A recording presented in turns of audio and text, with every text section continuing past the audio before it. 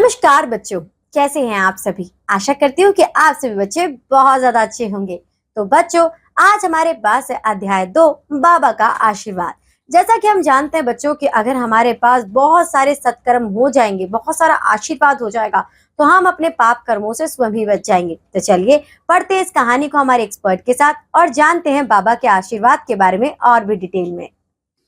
Hello बच्चों, कैसे हैं आप सब। तो चलिए आ जाइए, अब हम शुरू करें हमारी एक कक्षा और हम करेंगे अध्याय 2, जिसका नाम है, देखिए इसका नाम क्या है, बाबा का आशीर्वाद।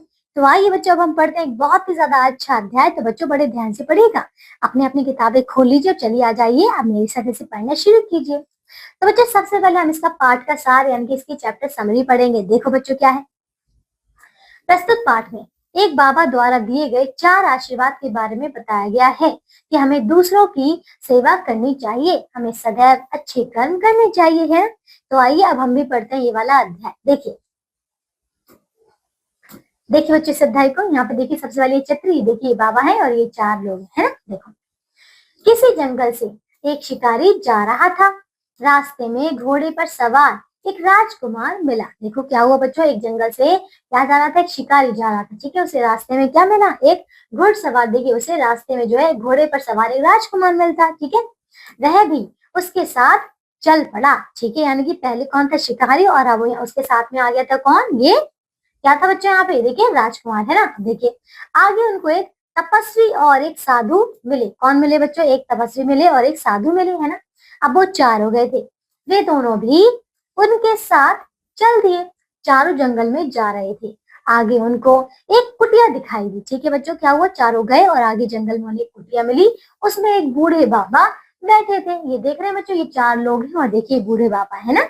आगे देखिए बच्चों इसमें फिर क्या हुआ इस कहानी में, देखिए चारों कुटिया के भीतर गए और बाबा को प्रणाम किया, ठीक है। उनको आदर सम्मान दिया, ठीक है।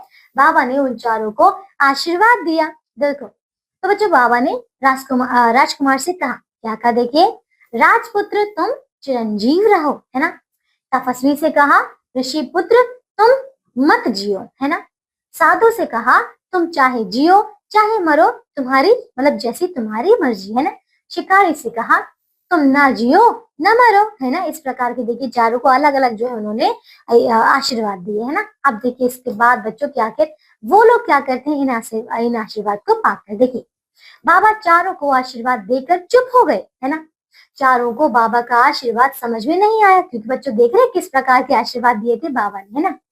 अब देखिए इसके बाद उन्होंने बाबा से प्रार्थना की कि वह कृपा करके अपने प्रत्येक आशीर्वाद का तात्पर्य समझाए, यानी कि इसका अर्थ क्या है, आपके इस प्रकार के आशीर्वाद देने का क्या अर्थ है, क्या मतलब है, ये सब वो जानना चाहते थे, है ना। अब इसके बाद देखिए तो वो पूछ रहे हैं बाबा से। देखो इस पर बाबा ने स्पष्ट किया, देखिए क्या कहा, राजकुमार को मैंने सदा जीते रहने का आशीर्वाद दिया, क्योंकि क्या कहा, क्योंकि यह जीता रहेगा तो सुख पाएगा, है ना।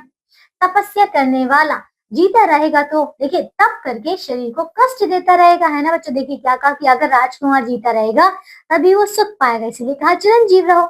और देखिए तपस्या करने वाला जो है अगर जीता रहेगा तो देखिए तपस्या कर करके वो अपनी शरीर को कष्ट देगा, है ना, इसलिए उसको कहा, क्या कहा, देखिए देखो अगर वह मरे तो तपस्या के प्रभाव से स्वर्ग में राजा बन जाएगा, है ना, इस प्रकार से कहा। इसलिए उसे मर जाने का आशीर्वाद जिससे दिया, है ना, दिया जिससे वह सुख पाए, है ना बच्चों। तो देखिए कितना सोच विचार करके उन्होंने ये आशीर्वाद दिया था तपस्वी को, है। अब देखिए इसके बाद बच्चों फिर उन्होंने अगला क्या दिया था, साधु जीता रहेगा, है ना, तो भजन स्मरण करेगा, दूसरों का उपकार करेगा और मर जाएगा तो भगवान के धाम में जाएगा, है ना बच्चों, क्योंकि दोनों तरफ से उसका फायदा था। वह जीता रहे तो भी आनंद है और देखिए मर जाए तो भी आनंद है, इसलिए मैंने उसे आशीर्वाद दिया कि तुम चाहे जियो चाहे मरो तुम्हारी मर्जी, है ना, क्योंकि वो दोनों ही रूपों में क्या करेगा, लोगों को कल्याण करेगा, है ना, और खुद भी सुख पाएगा। अब देखिए शिकारी दिन भर जीवों को मारता है, वह जिएगा तो जीवों को मारेगा और मारेगा और मरेगा तो नरक में जाएगा, है ना। इसलिए मैंने शिकारी को कहा कि देखिए उसने शिकारी से क्या कहा था कि तुम ना जियो ना मरो। तो देखिए बच्चों उन्होंने बताया कि उन्होंने 4 प्रकार, देखिए 4 प्रकार के आशीर्वाद क्यों दिए। है ना। क्योंकि शिकारी देखिए लोगों, देखिए शिकारी शिकार करता है, तो देखिए जब वो मरेगा तो बच्चों नर्क में जाएगा, और अगर वो जीवित रहेगा तो क्या करेगा, और देखिए जानवरों को मारेगा। इसीलिए उसने कहा, बाबा ने कहा कि ना तुम जियो ना ही तुम मरो, है ना। मनुष्य को अपना जीवन ऐसा बनाना चाहिए कि जीते जी भी सुखी रहे और मरने पर भी सुखी रहे, है ना। यदि देखा जाए तो साधु बनने के लिए साधु का वेश धारण करने की जरूरत नहीं, है ना बच्चों। ऐसा जरूरी नहीं है कि अगर हमें देखिए साधु बनना है, यानी कि साधु जैसे कार्य करने हैं, तो बच्चों हमें ऐसा नहीं है कि हमें उसका वेश धारण करना पड़ेगा, है ना। गृहस्थ में रहते हुए भी मनुष्य साधु बन सकता है। इसलिए यदि वह भगवान का स्मरण करे, स्मरण यानी कि उनको याद करे और दूसरों की सेवा करे, तो जीते जी भी आनंद है ना, और मरने पर भी आनंद है, अर्थात दोनों हाथों में लड्डू। तो देखिए बच्चों समझ आया, यानी कि जो साधु है, देखिए देखिए साधु जो है बच्चों, देखिए हम एक गृहस्थ जीवन में होने के बाद भी जो है हम साधु बन सकते हैं, यानी कि लोगों की मदद करके, लोगों की सहायता करके, भगवान की देखिए हम भगवान की आराधना में लीन होकर, है ना, हम ईश्वर को पा सकते हैं। और देखिए फिर हमारे दोनों हाथों में लड्डू होगा, क्योंकि हम देखिए हम जब जीते रहेंगे तब भी लोग हमारा सम्मान करेंगे, क्योंकि हम लोगों की सहायता करेंगे। और हम जब मरेंगे तो देखिए क्या होगा बच्चों, उनको हमें क्या मिलेगा, स्वर्ग मिलेगा, है ना। इसीलिए बच्चों यहाँ पे कहा है ना, यहाँ देखिए, तो इसीलिए बच्चों कबीरदास जी ने कहा है, देखिए बच्चों हम भी पढ़ लेते हैं कि कबीरदास जी ने क्या कहा, देखो, सब जब डरे मरण से मरे मरण आनंद, कब मरिए कब मिटिए पूर्ण परमानंद। तो देखो अब यही बता रहे हैं कि सब जब डरे मरण से मरे मरण आनंद, मतलब यहाँ पे सिर्फ इसका अर्थ यही है बच्चों कि ऐसा ही काम कीजिए जिससे कि देखिए आप जीते रहे तब भी आनंद हो और मर जाए तब भी आनंद हो, है ना। आइए अब देखिए हमारा अध्याय जो है पूरा हो चुका है ना बच्चों। अब देखिए इसके शब्दार्थ यानी कि वर्ड मीनिंग्स। तपस्वी इसका अर्थ है तप करने वाला, एसेटिक, ठीक है। प्रणाम यानी कि नमस्कार करना, रिस्पेक्टफुल ग्रीटिंग। चुप यानी कि शांत, साइलेंट। प्रार्थना, विनती, रिक्वेस्ट। तात्पर्य यानी कि अर्थ, मीनिंग, ठीक है। कष्ट यानी कि पीड़ा, सफरिंग। उपकार यानी कि भला, वेल।